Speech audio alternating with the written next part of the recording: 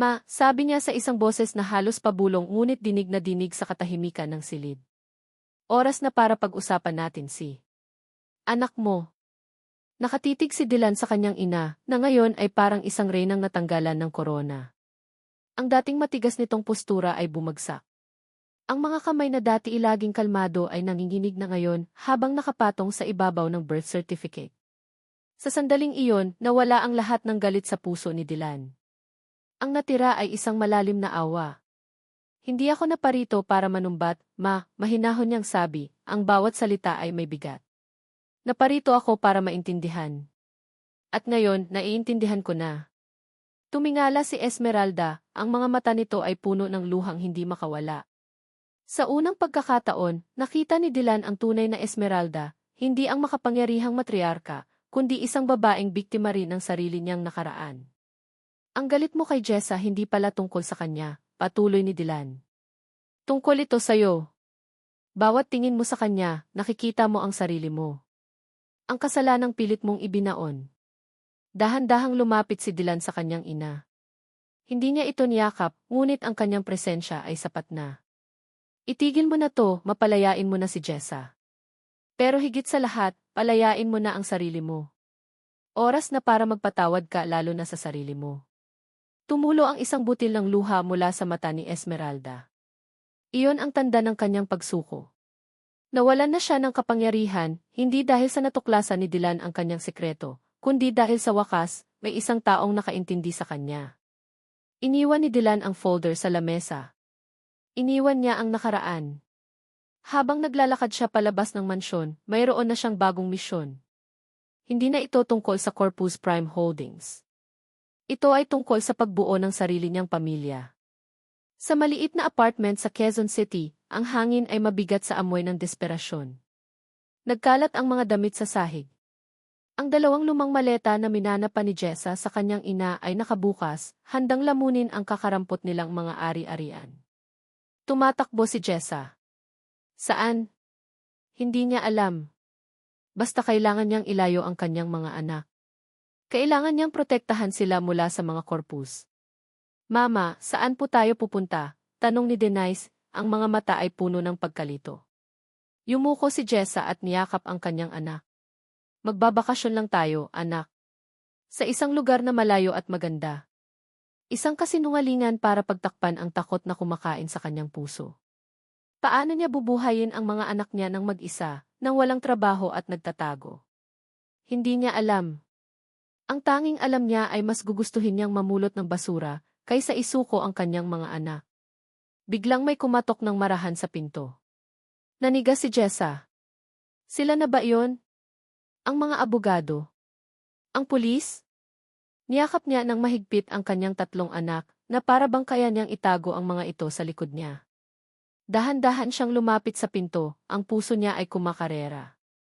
Sumilik siya sa maliit na butas. Si Dylan. Napaatras siya. Anong ginagawa niya dito? Para kunin na ang mga bata. Jessa, please. Mag-usap tayo, narinig niyang sabi nito mula sa labas, ang boses ay mahinahon at puno ng pagsusumamo.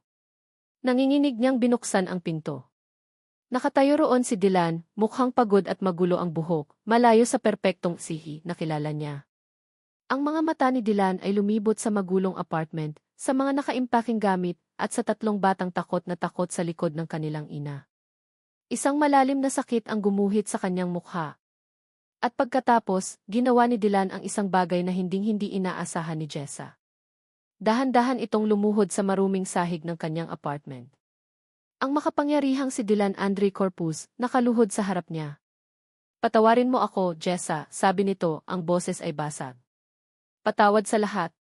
Sa hindi ko pag-alam. Sa hindi ko pagtatanong. Sa pagiging duwag ko. Tinitigan lang siya ni Jessa, hindi makapaniwala sa nakikita. Nalaman ko na ang lahat, patuloy ni Dylan. Ang ginawa ng mama. Ang peking termination letter. Ang dahilan ng galit niya sa'yo. Ikinuwento niya ang lahat, hindi para manisi, kundi para ipaintindi ang buong katotohanan. Pagkatapos, may kinuha si Dylan mula sa bulsa ng kanyang coat. Isang nakatuping papel. Inabot niya ito kay Jessa. Binuksan ito ni Jessa. Isa itong liham. To the Board of Directors of Corpus Prime Holdings, please accept this letter as a formal and irrevocable resignation from a position as Chief Executive Officer. Napatingin si Jessa kay Dylan, ang mga mata ay nanlalaki sa gulat. Tumayo si Dylan at hinawakan ang kanyang mga kamay. Tinitigan niya si Jessa ng diretso sa mga mata, ang kanyang sariling mga mata ay nangingilid na rin sa luha. Tapos na ako sa pagiging si Jessa. Tapos na akong maging anak lang ni Esmeralda Corpus. Ngayon, gusto kong maging isang ama. Gusto kong maging asawa mo kung tatanggapin mo ako. Inilagay ni Dylan ang kamay ni Jessa sa kanyang dibdib. Pinipili ko kayo, sabi niya, ang boses ay puno ng sinseridad. Hindi ang pera. Hindi ang kapangyarihan. Kayo. Kayo ang pamilya ko. Sa sandaling iyon, bumigay na ang lahat ng pader na itinayo ni Jessa. Ang mga luhang bumuhos mula sa kanyang mga mata ay hindi na luha ng sakit o takot. Ito ay mga luha ng ginhawa. Luha ng pag-asa. Hinaplos niya ang mukha ni Dylan at niyakap niya ito ng mahigpit. Sa yakap na iyon, lahat ng sakit ng nakalipas na 7 taon ay unti-unting naghilom. Makalipas ang 1 taon. Ang malakas na alon ng dagat ang nagsilbing musika. Ang maputing buhangin ang nagsilbing pasilyo. Sa ilalim ng isang arko na gawa sa kawayan at pinalamusyan ng mga puting bulaklak, nakatayo si Jessa, suot ang isang simpleng puting bestida, at si Dylan, suot ang isang puting polo at khaki shorts. Ang mga bisita nila, isang pari at ang 3 pinakamahalagang tao sa kanilang buhay, sina Daniel, David at Denise, na masayang naghahagis ng mga talulot ng bulaklak sa kanilang mga magulang. Simple lang ang kanilang buhay ngayon. Nakatira sila sa isang maliit na bahay malapit sa dagat, malayo sa gulo ng syudad. Si Dylan, ang dating CEO, ang siyang laging nagluluto ng almusal habang si Jessa naman ay nagpapatakbo ng kanyang maliit na online business. Sila ay malaya at, sa wakas, buo. Habang pinapanood nila ang paglubog ng araw, lumapit si David sa kanyang ama.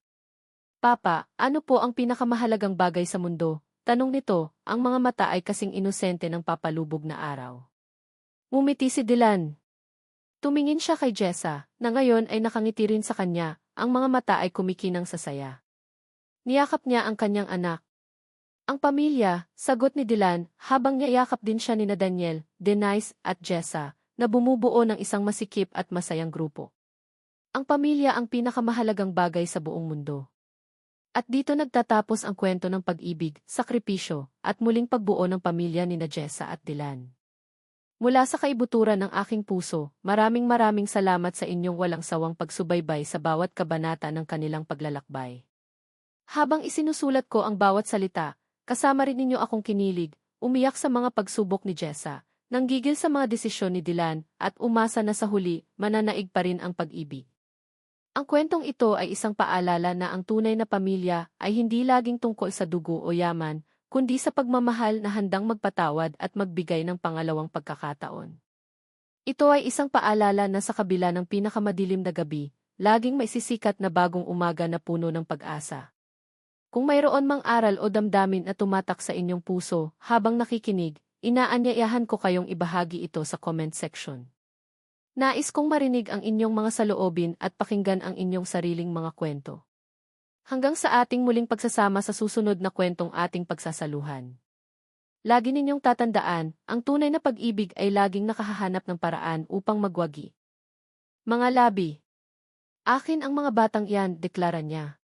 Dugo sila ng Corpus. Nararapat sa kanila ang isang buhay na marangya, hindi sa isang squatter na katulad mo. Kukunin ko sila sayo. At sisiguraduhin kong hindi ka na makakabangon pa. Hindi, sigaw ni Jessa, ang takot niya ay napalitan ng desperasyon ng isang ina. Mga anak ko sila. Ako ang nag-alaga sa kanila. Akin lang sila.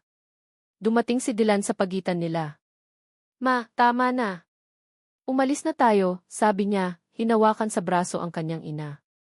Ngunit para kay Jessa, ang nakita niya ay isang eksenang dumurog sa huling piraso ng kanyang pag-asa. Sa harap ng 2 babae, ang ina niya at ang ina ng kanyang mga anak, pinili ni Dylan na hilahin palayo ang kanyang ina. Pinili niyang ipakalmahin si Doña Esmeralda. Sa paningin ni Jessa, Kinampihan ni Dylan ang kanyang pamilya. Halika na, ma, ulit ni Dylan, at inakay niya palabas ng lounge. Ang galit na galit pa ring si Doña Esmeralda, na nag-iwan ng isang huling mapanirang tingin kay Jessa. Naiwan si Jessa na nakatayo sa gitna ng malawak na silid, yakap-yakap ang kanyang umiiyak na mga anak. Ang katahimikan na iniwan nila ay mas masakit pa kaysa sa mga sigaw kanina. Pakiramdam niya, tinalikuran na naman siya. Nawala na ang lahat. Kinagabihan, sa kanilang maliit na apartment, hindi mapatahan ni Jessa ang sarili. Nanginginig pa rin siya sa takot. Yakap niya ang kanyang mga anak na natutulog na, pero ang isip niya ay ligaw na ligaw. Ang banta ni Doña Esmeralda ay paulit-ulit na tumatakbo sa kanyang isipan. Biglang tumunog ang kanyang cellphone. Isang hindi pamilyar na numero. Nanginginig niyang sinagot ito. Hello? Si Iglesias Jessalyn Reyes po ba ito? Tanong ng isang formal at malamig na boses ng lalaki. Oo po, sino po ito? Ako si Attorney De Guzman, mula sa De Guzman Law Firm. Tumatawag ako bilang representasyon ng Pamilya Corpus. Ipinapaalam ko lang po na sinimulan na namin ang legal na proseso para sa pagkuha ng kustodya ng mga anak ninyo ni A. Dylan Corpus. Nabitiwan ni Jessa ang cellphone. Bumagsak ito sa sahig.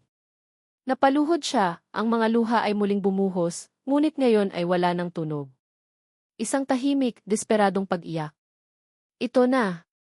Ito na ang katapusan. Wala siyang pera. Wala siyang kapangyarihan.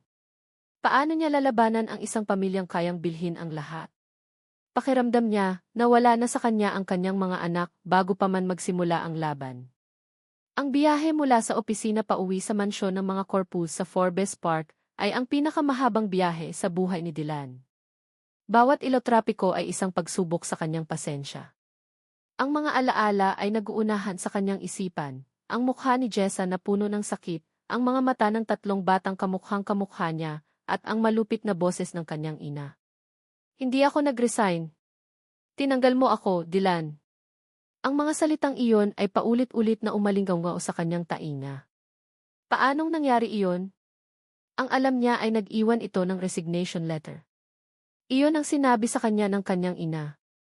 Nang iparada niya ang kotse, hindi na niya ito inilagay sa garahe. Bumaba siya at pumasok sa malaking pinto ng mansyon na parang isang bagyo. Ma, sigaw niya, ang kanyang boses ay umaalingaw sa marmol na sahig at matataas na kisam.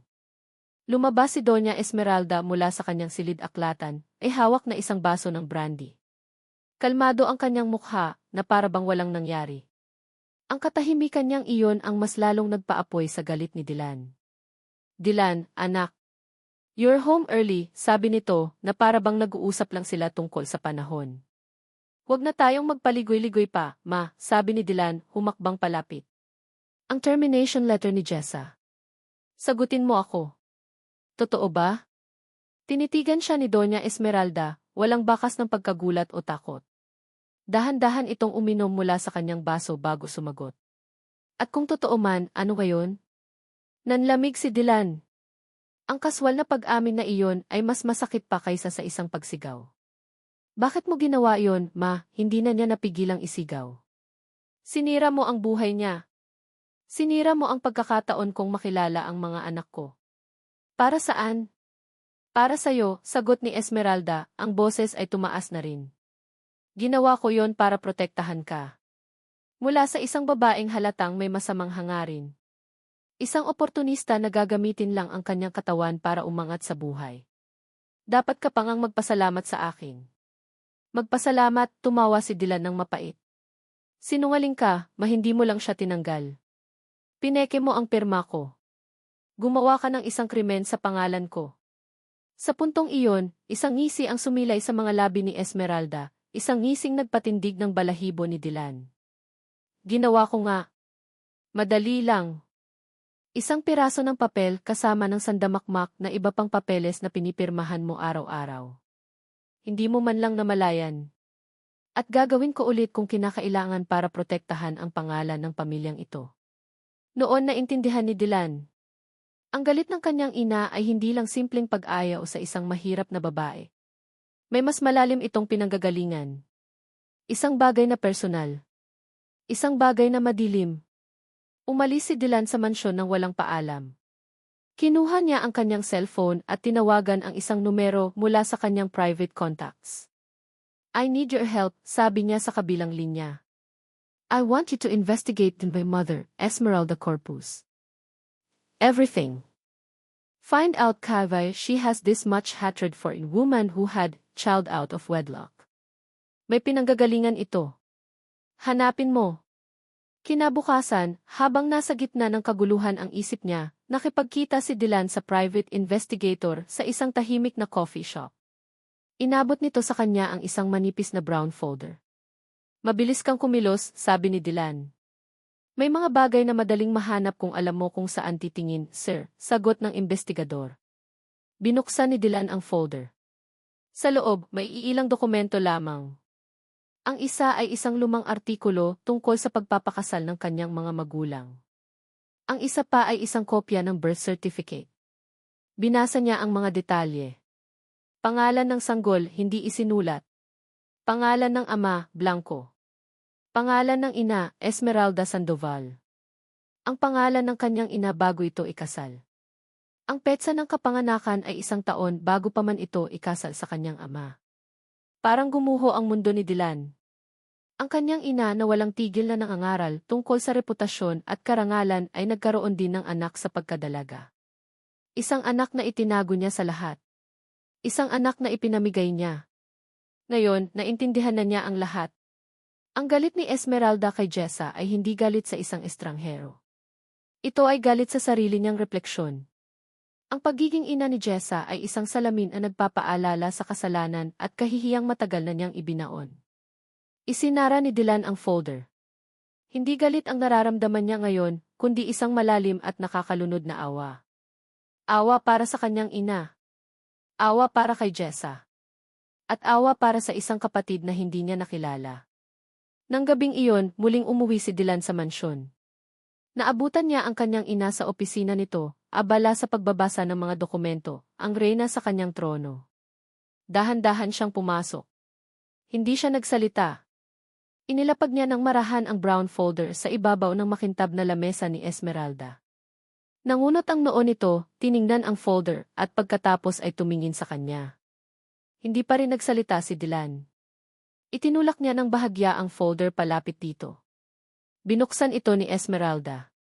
Nakita niya ang kopya ng birth certificate. Ang kanyang mga kamay ay nagsimulang manginig. Lahat ng kulay ay nawala sa kanyang mukha. Tumingala siya kay Dylan, ang mga mata niya sa unang pagkakataon ay hindi na puno ng galit o kapangyarihan, kundi ng purong takot. Tinitigan siya ni Dylan, ang kanyang mga mata ay kalmado, ngunit may bigat.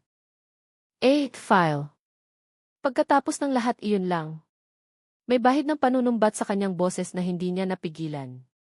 Yumuko si Jessa, iniiwasan ang kanyang tingin. "Kinailangan ko lang pong umalis noon, sir. May mga bagay na kailangan kong asikasuhin." Ang mga sagot nitong puro paligoy ay lalong nagpainit ng ulo ni Dylan. Pero bago pa siya makapagsalita muli, tumakbo na si Jessa papunta sa sakayan ng bus.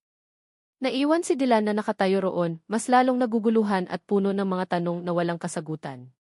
Kinagabihan, hindi mapakali si Dylan sa kanyang opisina. Ang imposible at hindi makatarungang utos na ibinigay niya kay Jessa ay isang paraan lang para manatili ito sa building. Para magkaroon siya ng pagkakataong kausapin itong muli. Ngunit habang papalalim ang gabi, isang pakiramdam ng konsensya ang nagsimulang kumurot sa kanya. Tumayo siya at lumabas ng kanyang opisina. Nakita niya si Jessa sa kanyang cubicle, napapaligiran ng mga tambak na dokumento. Ang mukha ay naliliwanagan lang ng ilaw mula sa kanyang computer monitor. Mukha itong pagod na pagod. Akmang lalapitan na niya ito nang biglang tumunog ang cellphone ni Jessa. Nakita ni Dylan kung paano nagbago ang ekspresyon nito mula sa pagod tungo sa matinding pag-aalala. "Ano?" Mataas ang lagnat, narinig niyang sabi nito, nanginginig ang boses.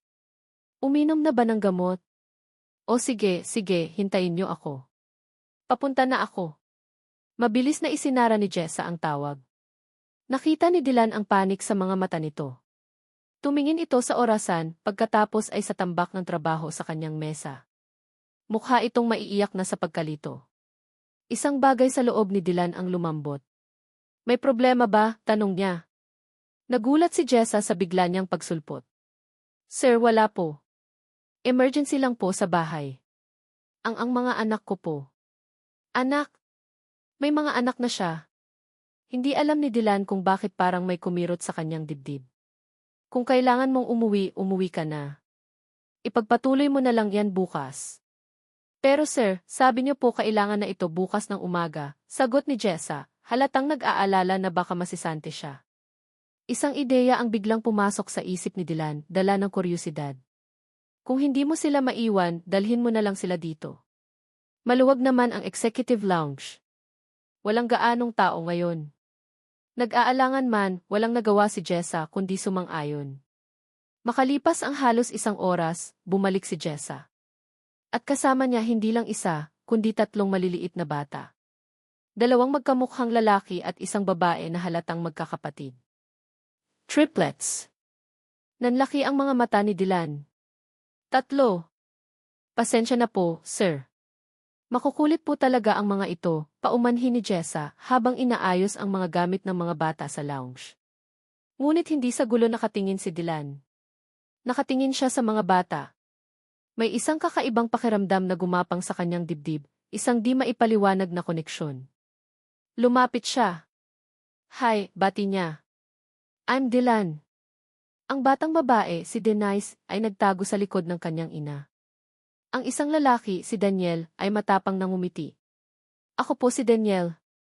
Ang isa pang lalaki, si David, ay tahimik lang na nakatingin sa kanya, ang mga mata nito ay seryoso at puno ng pag-usisa. 1 oras silang naroon. Habang si Jessa ay abala sa kanyang trabaho, si Dylan naman ay hindi na malayang nakikipaglaro na sa mga bata. Isang bagay sa kanila ang nagpagaan ng kanyang loob. Ang tawa nila ay musika sa kanyang pandinig.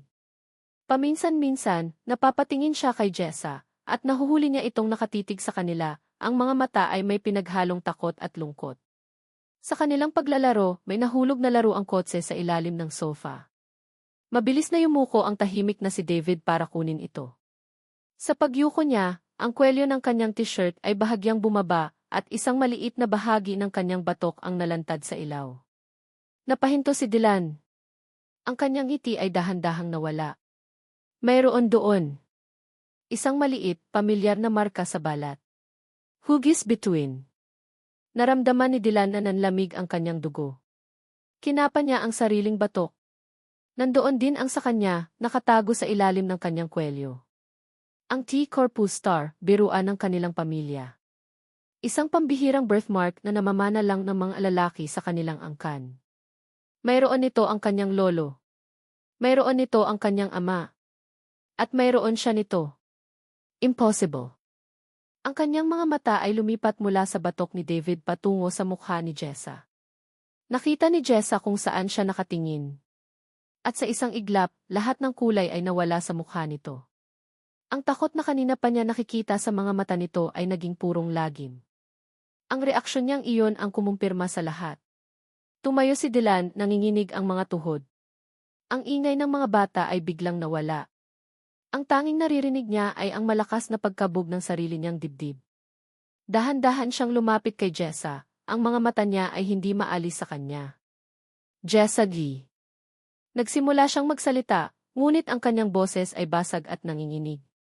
Itinuro niya ang batang si David, na ngayon ay nakatayo na ulit. Anong ibig sabihin nito?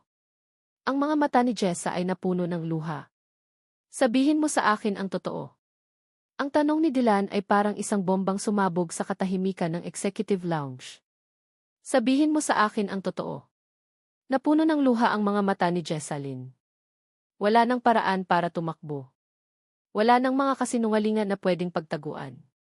Ang katotohanang pilit niyang itinago sa loob ng 7 taon ay narito na, handa nang sumira sa lahat. Halos pabulong niyang sagot, ang boses ay basag at puno ng sakit. Ang isang salitang iyon ay naglalaman ng lahat ng kanyang sakripisyo at pag-iisa. Sila ang mga anak mo, Dylan. Nakita ni Jessa ang pagbabago sa mukha ni Dylan. Mula sa pagdududa, naging purong pagkabigla ito, at pagkatapos ay isang emosyon na hindi niya mabasa, pagkalito, marahil sakit. Pero bakit hindi mo sinabi? Jessa, 7 taon. Bakit mo ito inilihim sa akin? Sunod-sunod na tanong ni Dylan, ang boses ay maihalong hinanakit. Dito na bumuhos ang mga luha ni Jessa. Dahil tinanggal mo ako, isinumbat niya. Paano ko sasabihin? Nakahanda na ako, Dylan. Sasabihin ko na sana sa'yo ang lahat. Pero anong natanggap ko? Isang termination letter na may pirma mo. Itinapon mo ako na parang basura. Ano ang gusto mong isipin ko?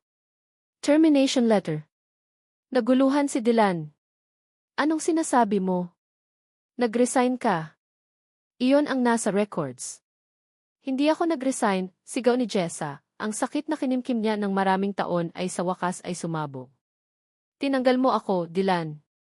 At iniwan mo akong mag-isa para harapin ang lahat ng ito. Natigilan sila pareho. Ang bigat ng kanilang mga salita ay nakabitin sa hangin. Ngunit bago pa man makasagot si Dylan, bumukas ng malakas ang pinto ng lounge. So, totoo nga. Ang boses na iyon, malamig, matigas, at puno ng otoridad, ay nagpatindig ng lahat ng balahibo sa katawan ni Jessa. Si Doña Esmeralda Corpuz ay nakatayo sa may pinto, ang mga mata ay parang mga punyal na nakatutok sa kanya. Napakagaling mong artista, babae ka, sabi ni Doña Esmeralda, dahan-dahang lumalakad palapit, ang bawat hakbang ay may bigat. Nagtagumpay ka sa iyong masamang plano, bruha ka. Agad na lumapit si Jessa sa kanyang mga anak na ngayon ay takot na sa nangyayari. Niyakap niya sila na para bang ang kanyang mga braso ay sapat na upang protektahan sila mula sa galit ng reyna. Ma, anong ginagawa mo dito? Tanong ni Dylan, halatang nabigla sa pagdating ng ina. Ngunit hindi pinansin ni Doña Esmeralda ang kanyang anak. Ang mga mata niya ay kay Jessa pa rin. Akala mo siguro na linlang mo kami, no? Ginamit mo ang kahinaan ng anak ko para magsamantala. Pero tapos na ang palabas mo. Tumingin si Doña Esmeralda sa tatlong bata na nakayakap kay Jessa. Isang malamig na ngisi ang gumuhit sa kanyang. Ang kanyang uniforme sa digmaan noon. Isinuot niya ito. Medyo masikip na sa balakang pero kasya pa rin. Tumingin siya sa salamin. Ang babaeng nakatingin pabalik ay hindi na ang parehong babae, 7 taon na ang nakalipas. May mga guhit na ng pagod sa ilalim ng kanyang mga mata at ilang puting buhok na nagsisimulang sumibol sa kanyang sentido. Pero ang mga mata niya may kakaibang kislap. Isang kislap ng katatagan na tanging isang ina lang ang makakapagpakita. Nagpasa siya ng resume online, hindi na masyadong tinitingnan ang pangalan ng kumpanya. Ang mahalaga ay ang posisyon at ang alok na sahod. Sa kanyang gulat, nakatanggap siya ng tawag para sa isang interview kinabukasan. Ang mga sumunod na araw ay lumipas na parang isang panaginip. Mula sa initial interview hanggang sa final interview, naramdaman ni Jessa na nagustuhan siya ng mga kumakausap sa kanya. Mahusay siyang sumagot at ang kanyang karanasan, kahit matagal nang natigil, ay kapansin-pansin pa rin. Ngayon, narito siya, nakaupo sa isang malamig na kwarto, naghihintay ng resulta. Pumasok ang EC manager, isang babaeng nasa mid-negatibo 40 na may ngiti sa labi. Congratulations, Gina Reyes. The board reviewed your final interview, and they were very impressed. The position is yours, sabi nito, inilahad ang kamay. Isang malaking ngiti ang gumuhit sa mukha ni Jessa. Gumaan ang kanyang pakiramdam. Maraming salamat po, ma'am. Hindi po kayo magsisisi. I'm sure we won't, nakangiting sagot ng GC manager. Welcome back to Corpus Prime Holdings. Nawala ang ngiti ni Jessa. Nanlamig ang buo niyang katawan. Ang kamay niyang nakikipagkamay ay biglang nanigas. Ang mga salita ay umalingaw-ngao sa kanyang tainga na parang isang malakas na kulog. Corpus Prime Holdings. Corpus. Corpus. Natulala siya, nakatitig sa GC manager, pero hindi na niya ito nakikita. Ang tanging nakikita niya ay ang anino ng isang nakaraang akala niya ay matagal na niyang nailibing. Bumalik siya. Bumalik siya sa lugar kung saan nagsimula at nagwakas ang lahat. Para kay Dylan Andre Corpuz, ang bawat araw ay isang laban na kailangang mapanalunan. Ang bawat meeting ay isang teritoryo na kailangang masakop. Ang pagpapatakbo sa Corpus Prime Holdings ay hindi lang trabaho, ito ay isang tungkulin, isang bigat na ipinasa sa kanya mula pa noong siya'y bata. Sa loob ng 7 taon, hinulma niya ang sarili para maging ang perpektong malamig, kalkulado, at walang puwang para sa anumang emosyon na makakasagabal sa negosyo. Naglalakad siya sa malawak na hallway ng executive floor. Ang mga mata niya ay nakatuon sa unahan, ng isang pamilyar na figura ang pumukao sa kanyang atensyon. Isang babae nakausap ang isa sa mga department head. Ang paraan ng kanyang pagtayo, ang ayos ng kanyang buhok. Tumigil sa pagtibok ang mundo ni Dylan. Sir Dylan, bati ng department head, napansin ang kanyang pagdating. Good morning. I'd like you to meet our new executive assistant for the board, Jessalyn Reyes. Ang babae ay lumingon. At sa sandaling iyon, ang lahat ng pader na itinayo ni Dylan sa paligid ng kanyang puso sa loob ng 7 taon ay gumuho. Ang kanyang mga mata, ang mga matang iyon na minsang tinitigan siya ng may paghanga at pagmamahal, ay nakatingin na naman sa kanya. Pero ngayon, ang naroon ay gulat at takot. Jessa, bulong niya sa kanyang isipan. Ang pangalan ay parang kalawang na susi na bumukas sa isang nakakandadong silid sa kanyang alaala. Sir, halos hindi marinig na bati ni Jessa, mabilis na yumuko. Hindi alam ni Dylan kung ano ang sasabihin. Isang bahagi niya ay gustong magalit.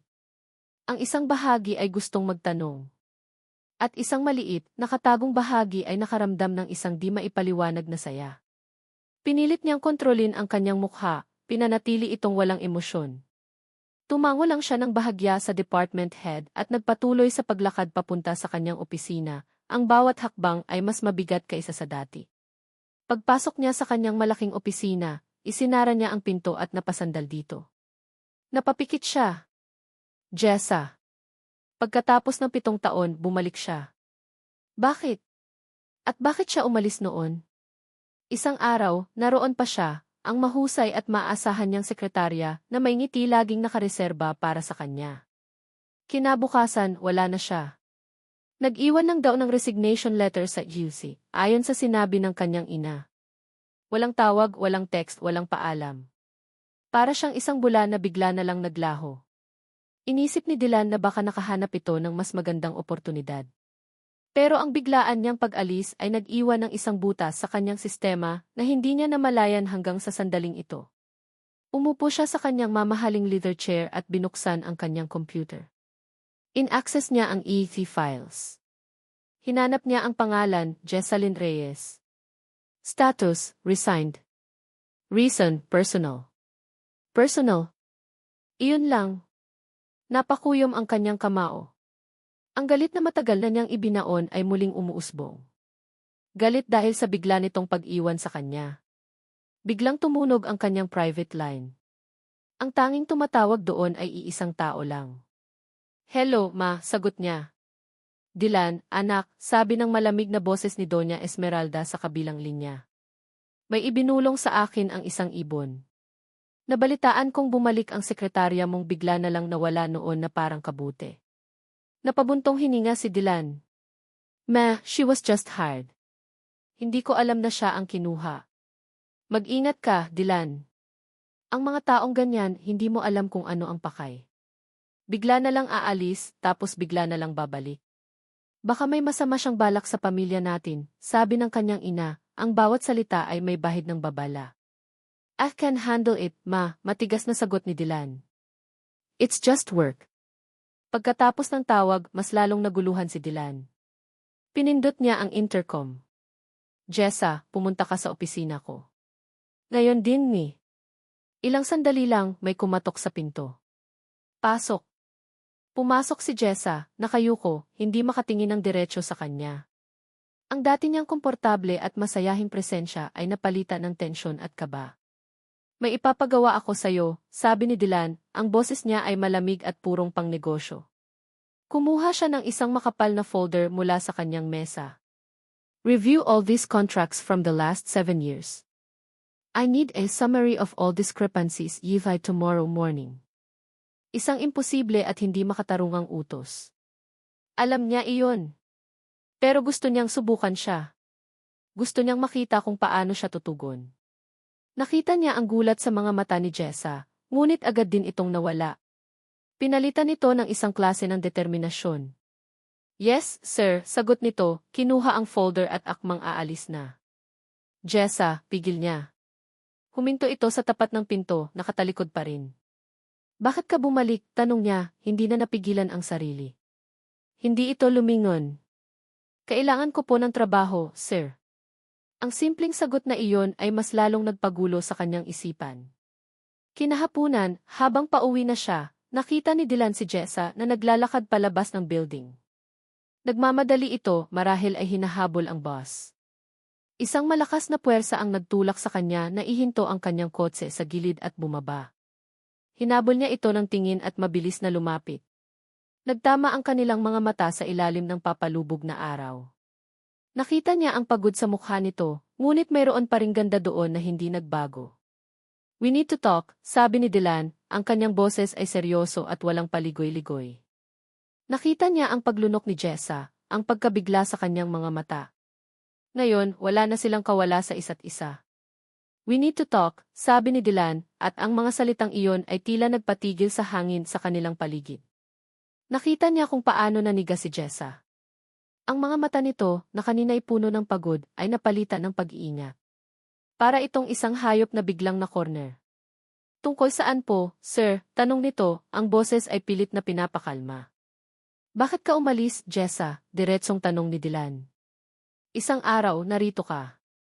Kinabukasan, wala na. Isang personal reason lang sa 2 pink na linya. Nakatitig si Jessalyn Reyes sa maliit na plastik na hawak niya, at isang malamig na takot ang dahan-dahang gumapang mula sa kanyang tiyan paakyat sa kanyang dibdib. Hindi ito dapat tanda ng saya. Hindi ito dapat isang biyaya. Sa kanyang kalagayan, ang 2 pink na linya ay isang hatol, isang malaki at nakakatakot na problema. Nanginginig ang kanyang mga kamay habang itinatapon niya ang pregnancy test sa basurahan ng banyo. Napasandal siya sa malamig na pader at napapikit ng mariin. Ang imahe ng isang gabi lang, ay bumalik sa kanyang isipan ng buong buo. Ang gabi ng anibersaryo ng kumpanya. Hindi niya ugaling uminom, pero ng gabing iyon may nag-udyok sa kanya. At si Sir Dylan Andre Corpus, ang kanyang boss, ang isihi na tinitingala ng lahat at lihim niyang minamahal, ay naroon din nakita nito ang kanyang kalungkutan. Sa unang pagkakataon, hindi ito ang kanyang boss. Siya ay si Dylan lang, isang lalaking may sarili ring bigat na dinadala. Naaalala pa ni Jessa ang init ng kamay nito nang hawakan siya sa braso. Okay ka lang, Jessa? Tanong nito, at sa mga mata nito, wala ang otoridad ng isang kundi ang sinseridad ng isang taong nakakaintindi. Ang kanilang pag-uusap ay nauwi sa isang pagsasalo ng mga lihim at pangarap, at sa isang sandali ng kahinaan, ang distansya sa pagitan ng boss at sekretarya ay nawala. Ang natira na lang ay isang babae at isang lalaki na kapwa naghahanap ng kanlungan. Ang sandaling iyon ay nagbunga. Napahawak si Jessa sa kanyang tiyan. Ang bunga ng isang gabing iyon ay nasa sinapupunan na niya ngayon. Paano niya sasabihin kay Sir Dylan? Isang lalaking parang bituin sa langit, napakailaw pero napakalayo. Isang lalaking pag-aari ng isang pamilyang kasing tanyag ng kanilang kumpanya.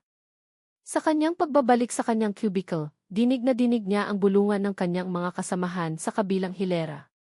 Narinig niyo ba? Si Doña Esmeralda daw, pumayag na sa engagement ni Sir Dylan sa anak ng mga Valderrama, sabi ng isa. Talaga? Ang ganda siguro noon. Perfect match. Bagay na bagay sila, sagot naman ng isa pa. Bawat salita ay parang karayom na tumutusok sa puso ni Jessa. Napayuko siya at nagpanggap na abala sa kanyang computer, pero ang mga daliri niya ay nanigas sa ibabaw ng keyboard. Si Dylan at ang perpektong mapapangasawa nito. Sila ang bagay. At siya. Sino nga ba siya? Ang hamak na sekretarya lamang. Ang babae mula sa isang gabi ng pagkakamali. Nawala ang kaunting pag-asa na nagsimulang sumibol sa kanyang dibdib. Napalitan ito ng pait at realidad. Pero nang haplusin niyang muli ang kanyang tiyan, may ibang damdamin na nanaig. Hindi na ito tungkol sa kanya. May isang maliit na buhay na ngayon na umaasa sa kanya. Kailangan niyang maging matapang. Kinagabihan, sa katahimikan ng kanyang maliit na apartment sa Quezon City, tinitigan ni Jessa ang kanyang refleksyon sa salamin. Nakita niya ang isang babaeng pagod, takot, ngunit sa likod ng lahat ng iyon, may determinasyon. Para sa'yo, anak, bulong niya sa sarili. Kakausapin ko ang ama mo. Sasabihin ko sa kanya ang totoo. Maniniwala siyang may puso si Dylan. Maniniwala siyang mananaig ang kanilang koneksyon noong gabing iyon. Kinabukasan, pumasok si Jessa sa opisina na may bagong lakas. Handa na siyang harapin si Dylan. Maaga siyang dumating, inayos ang kanyang lamesa, at paulit-ulit na inensayo sa kanyang isipan ang kanyang sasabihin.